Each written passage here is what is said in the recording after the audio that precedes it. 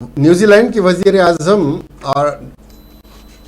آرڈن نے اومیکران کی وجہ سے کلارک گیفورڈ سے اپنی شادی منسوخ کر دی ہے۔ شادی آنے والے ہفتے میں شمالی جزیرے کے مشرقی ساحل پر گیسبون میں ہونے والی تھی۔ نیوزی لینڈ میں کورونا وائرس کے بڑھتے معاملے کے پیش نظر ریڈ الرٹ کے اعلان کے بعد وزیر اعظم جیسنڈا آرڈن نے اتوار کو اپنی شادی ملتوی کر دی۔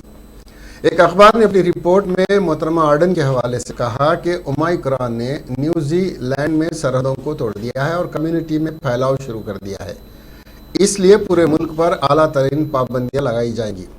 انہوں نے کہا کہ ہم جانتے ہیں کہ اس طرح کے کیسز کی تعداد سن کر لوگوں کو بہت پریشانی ہوگی۔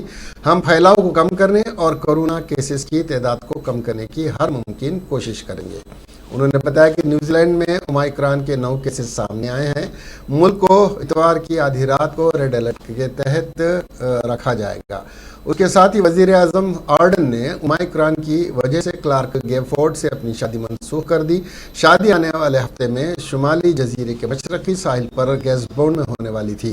انہوں نے کہا کہ زندگی ایسی ہے، میں یہ کہنے کی ہمت نہیں کر سکتی۔